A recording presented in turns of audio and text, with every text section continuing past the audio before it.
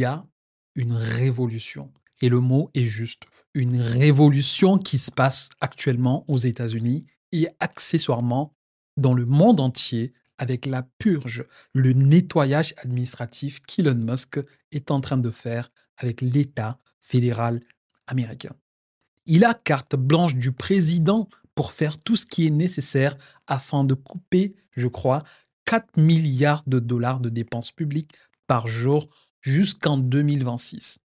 C'est le cauchemar des bureaucrates car il est littéralement en train de démonter des agences fédérales entières qui pour lui ne servent à rien et dépensent l'argent des contribuables sans rendre compte à qui que ce soit. Et la dernière qui a provoqué un tollé non seulement aux États-Unis mais partout dans le monde est le démantèlement de l'agence USAID qui, selon les dernières révélations, finançait les médias du monde entier. 6200 journalistes dans le monde entier. Deuxième plus grand financier de la BBC, par exemple. Et des trucs totalement absurdes partout dans le monde, comme ce projet de 8 millions de dollars pour, je cite, apprendre aux journalistes sri-lankais à éviter le langage binaire et sexiste. C'est une sorte d'hémorragie de l'État profond provoquée par un seul homme. Car depuis l'investiture de Donald Trump, rien n'est comme avant. Les États-Unis veulent sortir de l'OMS. Ils ont arrêté temporairement presque toutes les aides étrangères, à l'exception des aides vers l'Égypte et Israël. Ils veulent imposer un droit de douane de 25% sur le Canada, le Mexique et 10% supplémentaires sur la Chine. Mais surtout, ils sont en train de faire un nettoyage interne que le pays n'a jamais connu. Et Elon Musk, ayant dépensé des centaines de millions de dollars pour faire élire Donald Trump, est celui qui mène actuellement cette purge administrative.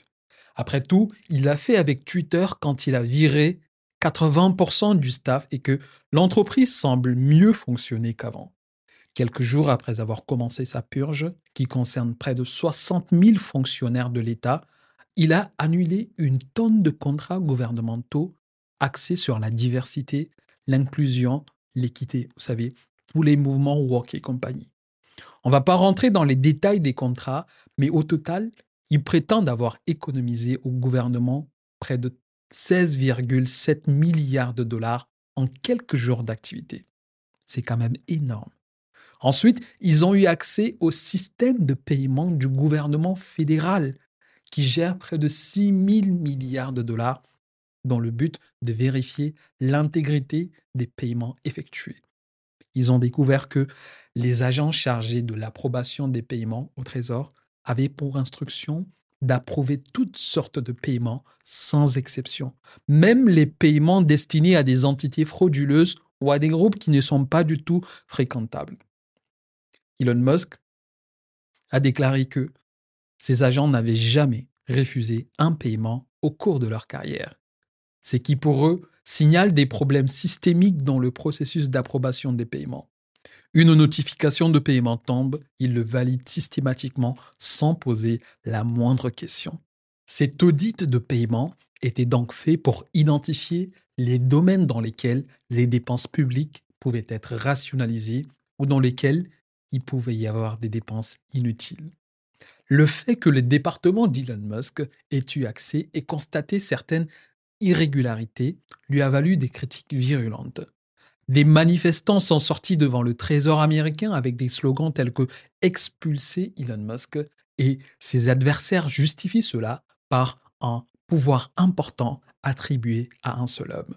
Des groupes de pression ont même intenté une action en justice contre le département du Trésor, affirmant que le partage des données aussi sensibles avec le département d'Elon Musk était illégal et constituait une intrusion massive dans la vie privée des individus. Elon Musk, n'étant pas un membre formel du gouvernement, ne doit aucune explication au Congrès. Une autre découverte qui ressemble à un scandale d'une gravité importante est l'USAID qui, au moment où vous regardez cette vidéo, est en train d'être démantelée pièce par pièce. L'USAID, si vous ne le savez pas, est une agence gouvernementale responsable des aides au développement que les États-Unis apportent à l'étranger. Ils ont découvert que cette agence finance des mouvements de tout genre, des partis politiques, des médias partout dans le monde. Elle finance par exemple la BBC à hauteur de 8 millions de dollars. Il y a un nombre important de médias partout dans le monde qui sont financés par cette organisation. Certains vont jusqu'à dire que c'est la raison pour laquelle ces médias disent plus ou moins la même chose. Ils ont financé à hauteur de 47 000 dollars un opéra transgenre en Colombie, 32 000 dollars pour une bande dessinée transgenre au Pérou, 2,5 millions de dollars pour soutenir les voitures électriques au Vietnam et des millions de dollars pour financer en Chine le laboratoire de Wuhan, là où a émergé le virus il y a 4 à 5 ans. Donald Trump pourrait donc supprimer la fonction de près de 10 000 employés qui occupent des postes de responsabilité dans cette agence.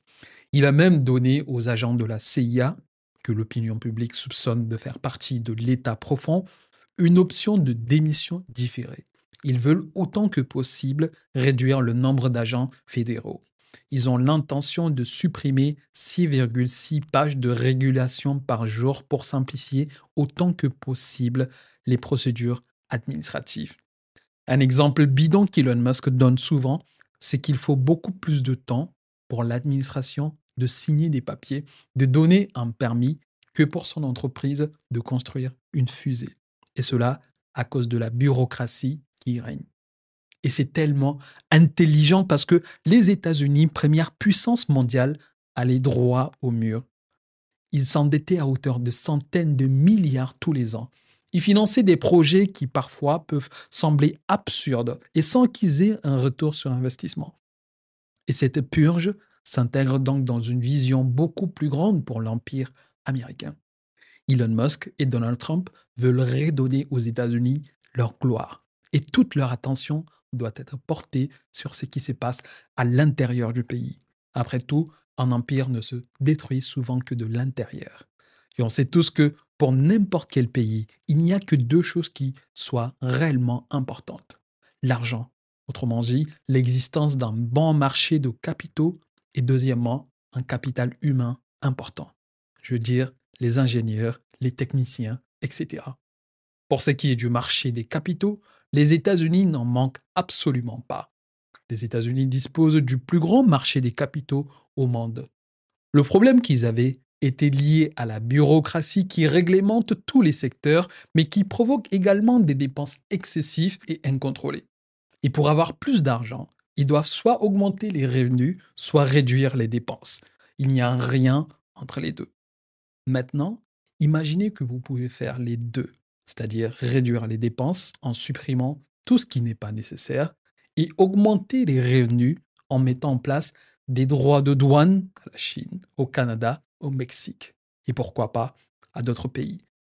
Et au cas échéant, trouver d'autres leviers pour forcer ces pays à rapatrier les capitaux vers les États-Unis. Et c'est exactement ce qu'est en train de faire Donald Trump. Le Japon décide maintenant de ramener près de 1000 milliards de capitaux aux États-Unis dans les prochaines années. L'Europe prévoit d'acheter plus de pétrole américain, ce qui acheminera beaucoup d'argent aux États-Unis. L'Arabie saoudite veut également ramener plus de capitaux aux États-Unis et, de mémoire, je crois, 600 milliards d'investissements dans les prochaines années. Et tout cet argent servira à créer plus d'usines, plus d'emplois, plus de richesses, plus de prospérité pour les Américains. Et deuxièmement, ils sont en train de réduire leurs dépenses.